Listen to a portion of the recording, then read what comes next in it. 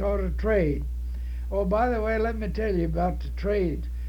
Dean McElroy, who was dean of men here, and I were at a basketball tournament at Oklahoma City. We were in the hotel talking with Mr. Ibo when a young man brought in the uniforms for the team that had been cleaned and pressed. Mr. Ibo complimented him, and he turned around and said, "Well, I ought to. I learned how to do that with Mr. Martin at Paul's Valley." Then Dean and I went to our hotel, and the boy we met on the outside door was selling papers. He rushed up and gave me a paper and said, "Have a paper on me, Colonel." So I found out he was out, had a good job, married, and had one child. He wanted me to go see his youngster.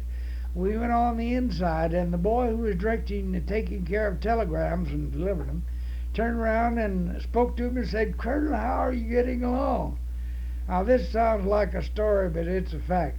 We got in the elevator and started up. A nice uniformed man turned around and said, "Colonel, how are you getting along?" He was the boy that I'd selected to train to take care of the women's dining hall. And Dean Michael said, "Do you know all of these guys?" I said, "Well, it just happened to be the boys I worked with at Paul's Valley." Most fulfilling life, then. And how old did you say you are now?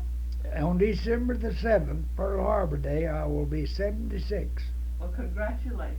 And we do thank you so very much. It's been a wonderful interview. Well, the Lord has been good to me because He's given me a chance to work with most wonderful people.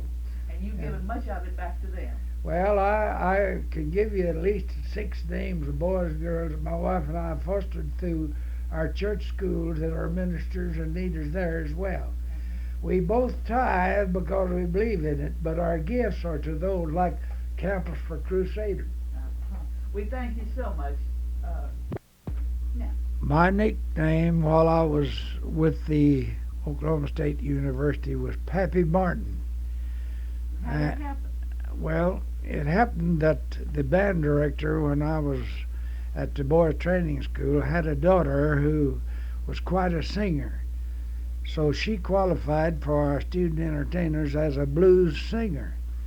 But when her father sent her up here, he said, "I'm sending you to a man who will be your pappy while you're at Stillwater. And whatever he tells you to do, you either do it or come home."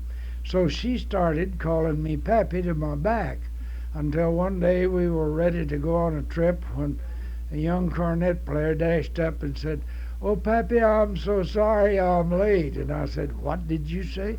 Said Pappy. Said, "Isn't that your name?" I said, "Well, I didn't know it." Said, "That's what they all call you." There is no sign-off for this interview. Apparently, Mrs. Jones ran out of recording tape before Mr. Martin was able to complete his story.